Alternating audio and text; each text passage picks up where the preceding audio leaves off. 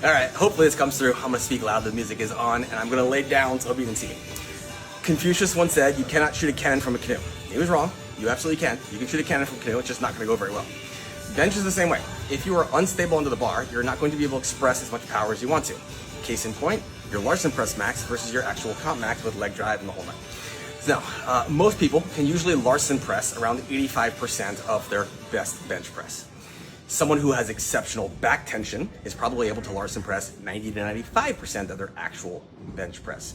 So you have a strength potential of 5 to 10% more by learning how to use your freaking back in the bench press. So let's give you 2 strategies to help you with that.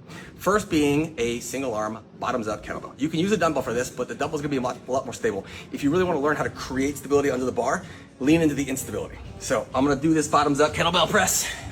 Lay back, hopefully you can still hear me. With my other arm, I'm gonna actively row into the pad. As I actively row, you're seeing something? My sternum and my chest is coming up. I'm driving my back into the pad, and I'm also gonna actively drive my legs. If I relax my legs and relax my back, see how loosey-goosey that gets?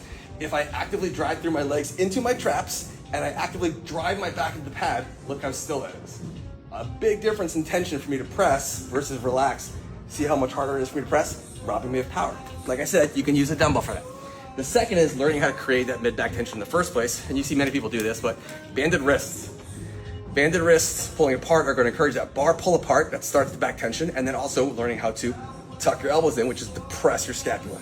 I'm going to come over this so I can do it, but...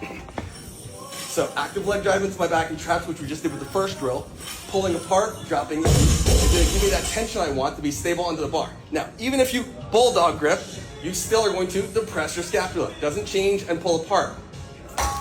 The mid-back tension and leg drive you create into the pad is your stability. From the Larson press example, the more stable you are, the stronger you are.